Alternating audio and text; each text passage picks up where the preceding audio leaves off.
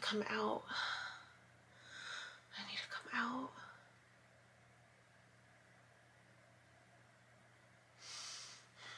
I need to come out. Gosh. They're asking me to come out. They're asking me to come out.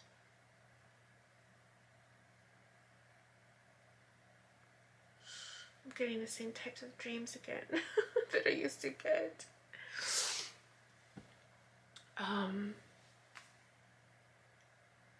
November 24th. Oh gosh. There's so many dreams. Similar themes in the sense of like coming out, being seen. I was trying to hide. That's why I keep saying like I need to come out, I need to come out. Because in my dreams I was trying to hide. I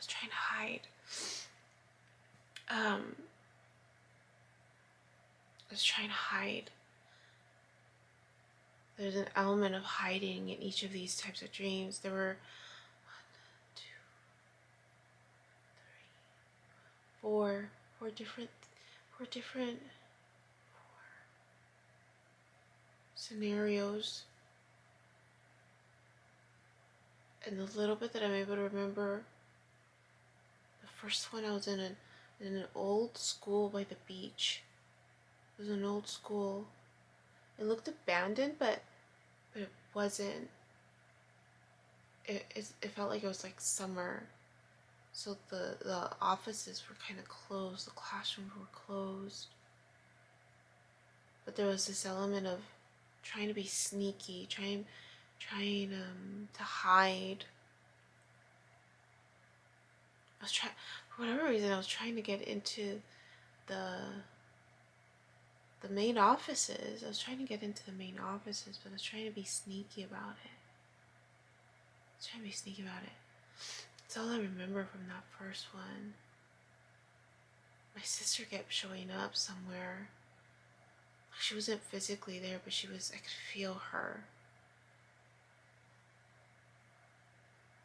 And then the other one was, it was this little boy.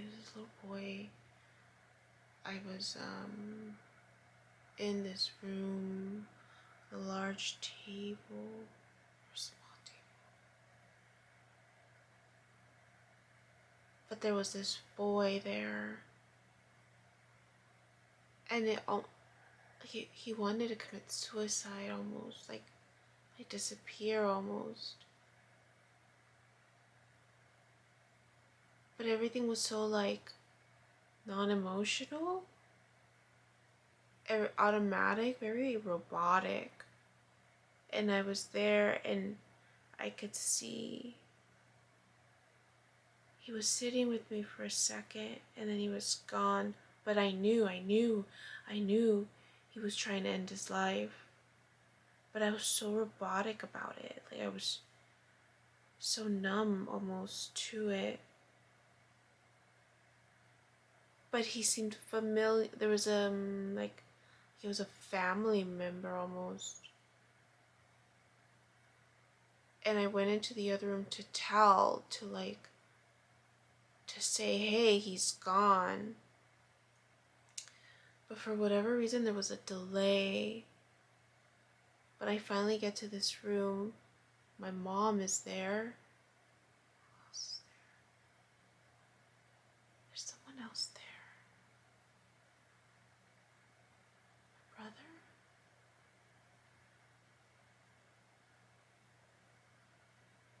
Who else is there? It feels like my brother.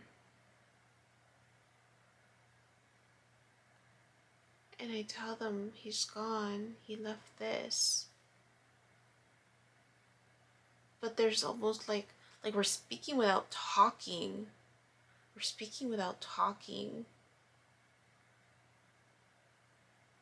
And I'm trying to like let them know like he's gonna end his life, like not end his life, like something's, I don't know what, but I'm trying to let them know like to go find him. and then it's like I have to wait for her okay to go. For whatever reason, I have to wait for her okay to go.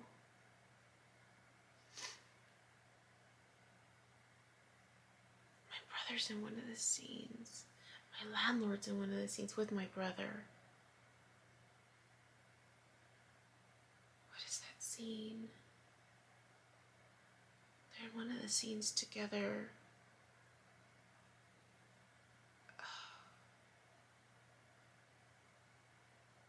They're in one of the scenes together. There's another scene where now I'm at an outdoor wedding. Not a wedding. Seems like it seems like a wedding, but it's not. It had to do with dating. But these were high school kids with their parents, and there was this like elegant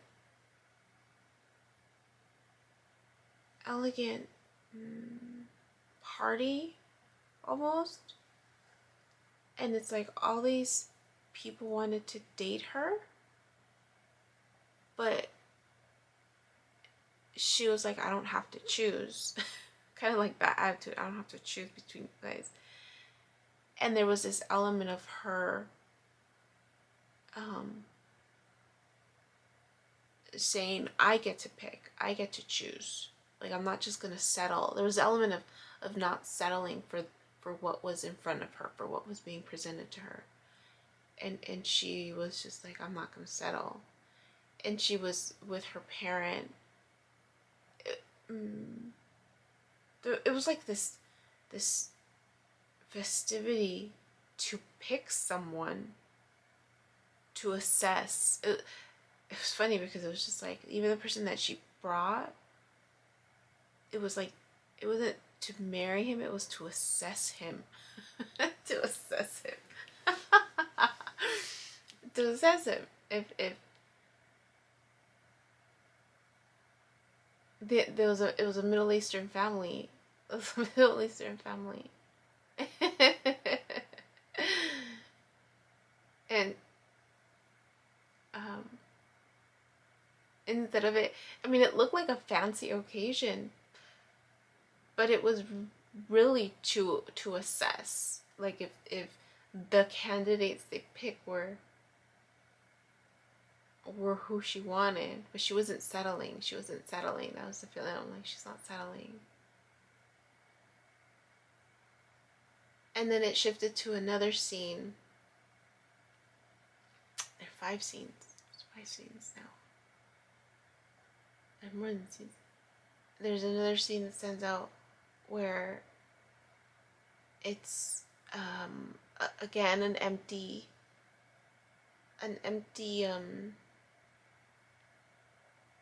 school campus. Same empty school campus, but now the teachers are back, and people are giving the teachers gifts. There's for whatever reason, like, parents are giving the teachers gifts, but I'm in line to give them a gift, or wanting to give them a gift also to these teachers, but to not all the teachers. One teacher in particular. One teacher in particular.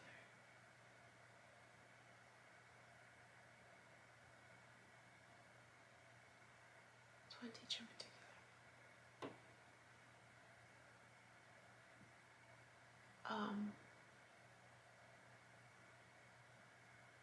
On the school by the water. The last scene is where I'm just like, oh, I've had dreams like this before. In my dream I had to pee. In my dream I had to pee. And I was trying to find a restroom. I was trying to find the restroom before going to find that kid that took off. And my mom had said, go find a restroom.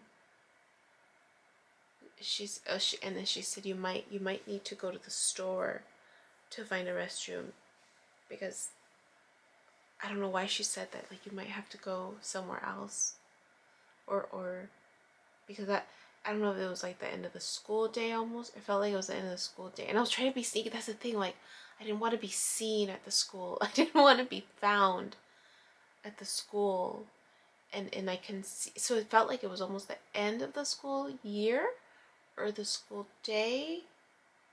But there was this element, I don't want to be seen. I don't want to be seen or found in the school. Like just being sneaky, going through all the hallways and you're not supposed to be on campus. So I go into the first restroom that I see, thinking it's empty, and I'm seeing the hallway, I'm seeing the janitor coming towards me. I'm like, oh my gosh, I need to hurry up before it comes towards me, right? And I don't want to use a restroom that he's already cleaned. Like I there's this element of like, I want to use a dirty one. I want to use an older one, so that way by the time he comes to me, he can clean it. So I go into this public restroom, and what I thought was empty, and it's not, and it's the same feeling again of like, and I see it, the toilets are exposed with the exception of one in the middle, and that one I can already see the, the stalls were white, so I could see right through, and then all of a sudden there's kids. There's teenagers. There's teenagers. Oh my gosh, there's teenagers. And then there's another opening to the restroom on the other side, and that's where all the teenagers are outside. They're like, it's like recess or something. And so the girls are inside, and I'm trying to go to the rest, like I'm trying to navigate around them. And there's this discomfort. There's this discomfort around them, and it's just like, I don't know if I mentioned, like high school was very uncomfortable for me. There's an element of being triggered in high school. So it's okay. So I'm trying to like excuse myself through the girls, go into the restroom that has the stall, and I just need to pee. That's all I need to do is just pee, and I actually do pee. Like I don't care that the stalls are open. Like there's an element of like, I don't there's an element of like, I'm comfortable enough with the way it's set up, or I'm like, I just need to pee.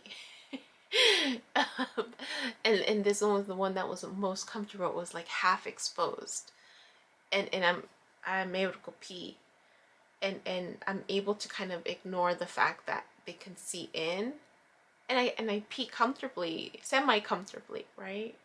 I pee semi comfortably, but I'm listening to the kids talk. I'm listening. I mean, it's like high school all over again, right? The way they talk, the way they're like, oh, but I'm really uncomfortable. Like, now, there's always a part of me that gets triggered in high school. There's a part of me that gets triggered.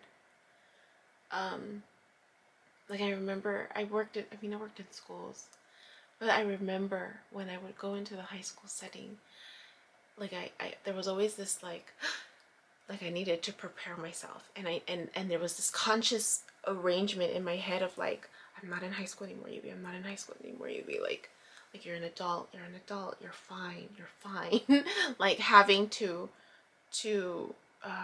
prepare myself to enter the campus, because my high school experience was uncomfortable for me. It was really uncomfortable for me.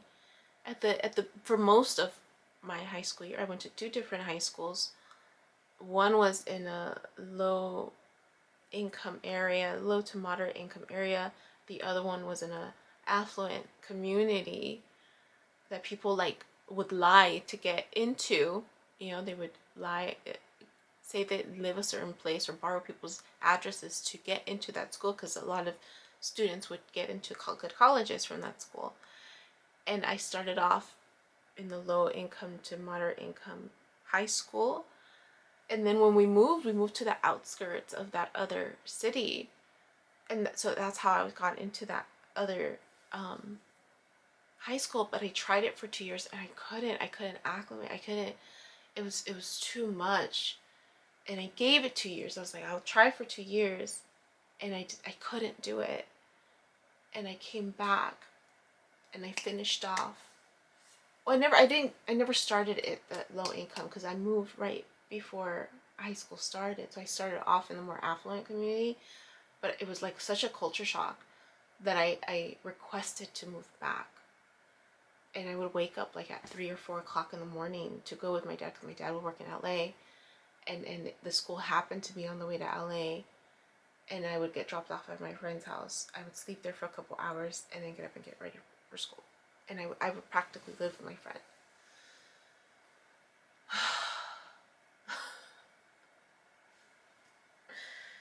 So there's this element of needing to come out, to these high school kids. And I woke up, I'm like, really? Another restroom? I mean, at least it wasn't dirty. The restroom wasn't dirty. It was just needing to be exposed. I need to be exposed.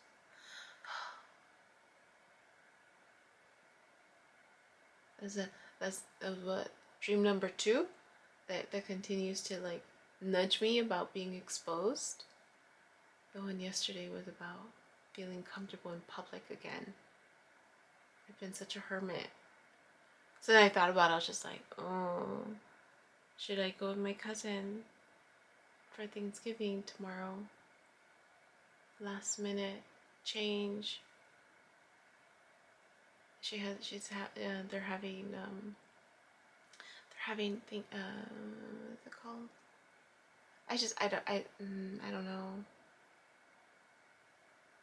I'm struggling with that. Because part of me still wanted to be a hermit.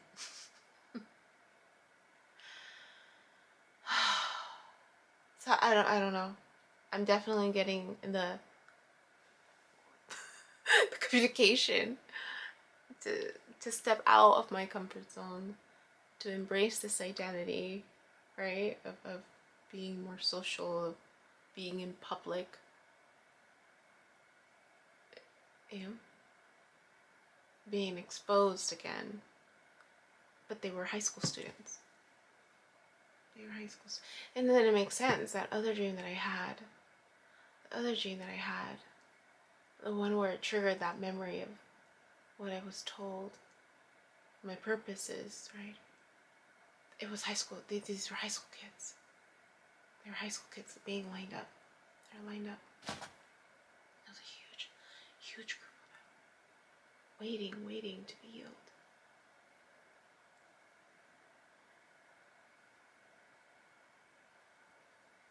What does that mean? They put something together?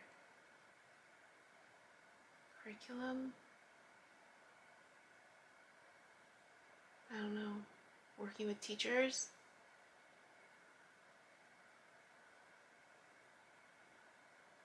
Go back into the school district. It's all about schools and kids. All these little dreams.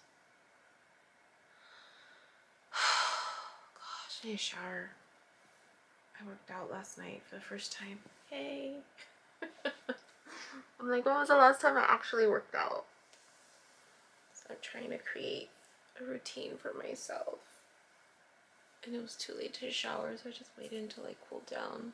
I just showered too, so I'm I do a body shower depending on how oily my hair is.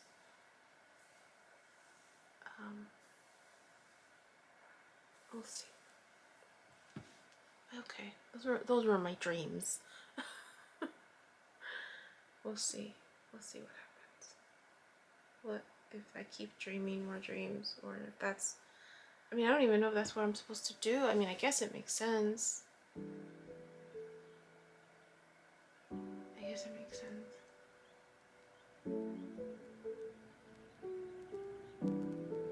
Alright, we'll see. Just tracking my dreams. Bye. Hi. is UB, and in case you haven't figured it out, this footage is capturing my experience as I learn to navigate my personal spiritual awakening. I am learning that this experience is unique to each one of us, in whatever way we believe we are embracing living our truth. This just happens to be my journey.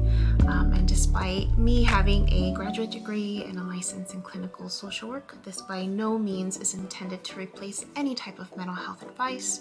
This is just me on a personal level, documenting my experience, shedding light on the truth that I am learning and discovering for myself, and really inviting you along for the ride. If by some magical chance you find this content to be helpful in any way, shape, or form, please click the like button, share the message, subscribe to my YouTube channel.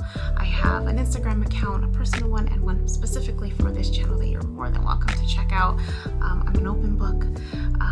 I have also created t-shirt designs. I'm wearing my favorite one right now, which is the North Node design, but I have that and other things that you can look at inspired by this process and journey, and I have the link in the description box as well as in the about section of my YouTube channel. So you're more than welcome to check those items out. Any type of support is great.